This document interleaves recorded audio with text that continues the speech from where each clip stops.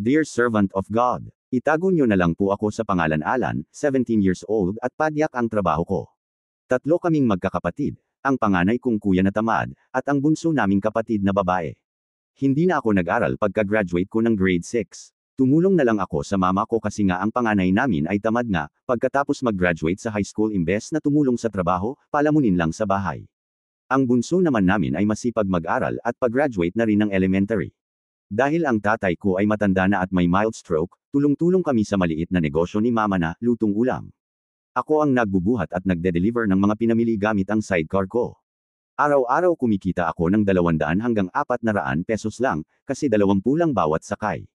Pero kaya po ako napasulat, servant of God, gusto ko lang itanong, ano kaya ang best na magagawa ko para matulungan ang kuya ko sa kanyang catamaran? Lagi na lang kami nag-aaway kasi hindi siya tumutulong sa magulang namin. Hindi ko alam kung bakit. Tahimik lang siya sa bahay, nude TV, kain, tulog. Naawa si mama sa kanya pero naiirito rin kasi wala siyang ambag. Ako naman, minsan na-depress na kasi iniisip ko paano kami makakaahon kung walang tulong ang kuya ko. Gusto ko sana siyang magbago, kahit konti lang. Lubos na gumagalang. Alan, sagot ni Servant of God. Dear Alan, maraming salamat sa pagsulat at paglalahad ng kwento mo. Bihira ang mga kabataan na katulad mo na nagmamalasakit sa pamilya at iniisip hindi lang ang sarili kundi pati kapakanan ng lahat. Iyan ay palatandaan na may mabuting puso ka at may takot ka sa Diyos. Proud ako sa iyo, Alan, dahil sa murang edad ay may malasakit ka na para sa pamilya mo at handa kang magsakripisyo. Una sa lahat, gusto kong sabihin na naiintindihan ko ang bigat ng nararamdaman mo. Hindi madali ang pinagdadaanan mo, bata ka pa, pero parang ikaw na ang tumayong tatay sa bahay dahil sa sitwasyon ng papa mo. Naiintindihan ko rin ang inis mo sa kuya mo na tila walang pakialam sa hirap ninyo. Pero Alan, hayaan mong turuan kita kung paano mo ito haharapin, hindi lang sa paraang praktikal, kundi ayon sa kalooban ng Diyos. Isa, unawain mo muna ang kuya mo. Minsan ang taong tahimik at tila tamad ay may pinagdadaanan na hindi niya masabi. Pwedeng may insecurity siya, pwedeng may takot siya sa labas ng bahay, o baka nahihiya siyang pumasok sa trabaho na mababa ang sahod dahil iniisip niya na mapapahiya siya sa dating classmates niya. Huwag mong kaagad ay judge ang puso niya. Sabi sa unang Samuel Kapitulo 16 versikulo 7, For the Lord sitteth not as man saith, for man looketh on the outward appearance, but the Lord looketh on the heart. Kung ang Diyos mismo ay tinitingnan ang puso ng tao bago humusga, tayo rin dapat ay ganoon.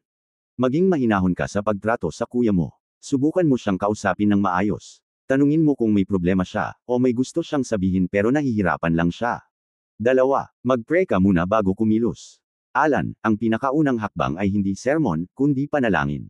Ipag-pray mo ang kuya mo araw-araw. Sabihin mo sa Diyos, Lord, kilala ninyo ang kuya ko. Alam ninyo ang pinagdadaanan niya. Kayo po ang gumalaw sa puso niya. Tulungan niyo po siyang makita ang halaga ng pamilya at bigyan niyo siya ng lakas ng loob para tumulong. Sabi sa Philippians 4:6-7, Be careful for nothing, but in everything by prayer and supplication with thanksgiving let your requests be made known unto God. And the peace of God, which passeth all understanding, shall keep your hearts and minds through Christ Jesus. Kapag ipinag-pray mo ang kuya mo, hindi lang siya ang mababago, pati puso mo mababago. Dadalhin ka ng Diyos sa tamang paraan ng pakikipag-usap at pakikitungo sa Kanya. 3. Maging mabuting halimbawa. Ang pinakamabisang pangaral ay hindi galing sa bibig, kundi galing sa gawa. Ipagpatuloy mo lang ang pagiging masipag at masunurin sa magulang mo. Kahit hindi mo sabihin, makikita ng kuya mo ang determinasyon mo. At darating ang araw, mahihiya siya sa sarili niya at mai-inspire siyang gumaya sa iyo. Sabi sa Matthew 16 minuto pasado alas 5, Let your light so shine before men, that they may see your good works, and glorify your Father which is in heaven. Hayaan mong makita ng kuya mo ang ilaw ng Diyos sa buhay mo. Ipakita mo sa kanya na kahit maliit ang kinikita mo, masaya ka pa rin at nagpapasalamat ka sa Diyos. 4. Kaibiganin mo ang kuya mo. Minsan kaya hindi nakikinig ang kapatid ay dahil pakiramdam nila inaaway sila palagi. Subukan mong baguhin ang approach mo. Hindi sermon agad, kundi bonding muna. Pwede kayong manood ng TV together, kwentuhan mo siya tungkol sa mga naging pasahero mo, patawanin mo siya. Kapag nakuha mo ang loob niya, saka mo dahan-dahan pasok ang usapan tungkol sa pagtulong sa pamilya. 5. Matutong makisama at encourage. Minsan natatakot ang tao dahil parang masyadong mabigat ang responsibility. Subukan mong encourage siya na share.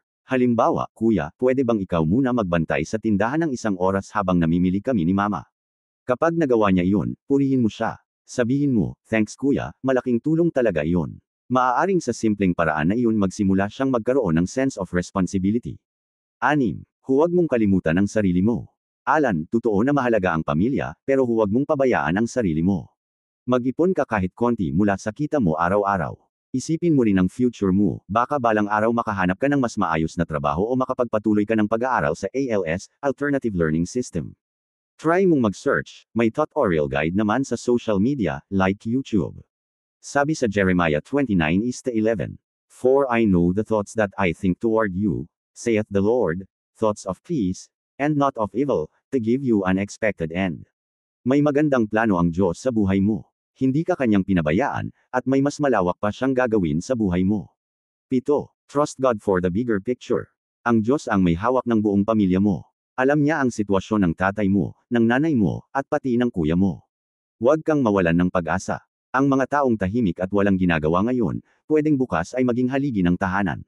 May kilala ako na dating tamad, pero nung nakita niya ang tiyaga ng mga kapatid niya, siya mismo ang nagbago. Ngayon, siya ang breadwinner ng pamilya. Tandaan mo, walang imposible sa Diyos. 8. Magpatawad at magbigay ng awa. Sa tuwing may inis ka sa kuya mo, alalahanin mo ang biyaya ng Diyos na laging ibinibigay sa atin kahit hindi tayo deserve. Matuto kang magpatawad at magbigay ng pasensya. Sabi sa Colossians 13 minuto pasado 3.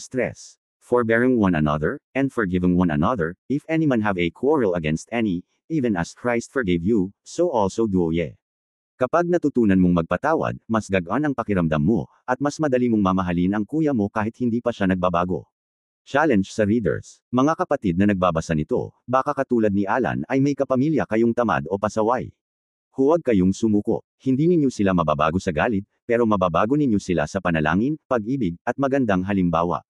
May verse din sa Bible sa mag-asawa, kung ang asawa mo ay tamad at lasinggero, ang Bible ay may payo at katuruan na dapat mong gawin. Sabi unang Pedro Kapitulo 3 versikulo 1 at 2, kayo namang mga babae, paikop kayo sa inyong asawa. Sa gayon, kung mayroon sa kanila na hindi pa naniniwala sa salita ng Diyos, mahihikayat din silang sumampalataya dahil sa inyong magandang asal. Kahit hindi na kayo magpaliwanag pa sa kanila. Verse 2, sapat nang makita nila ang inyong makajos at malinis na pamumuhay. Tandaan, hindi mo kayang baguhin ang iyong kapatid, asawa, or kapitbahay, only God can change the situation. Ipagkatiwala mo sa Panginoon ang lahat. Minsan ang tunay na pagbabago ay hindi nagsisimula sa sermon kundi sa pag-ibig, panalangin, at magandang halimbawa. Kung gusto mong magbago ang iba, hayaan mong makita muna nila ang liwanag ng Diyos sa iyo. Maraming salamat sa inyong walang sawang pakikinig. Pagpalain tayo ng ating Diyos na buhay. To God be the glory.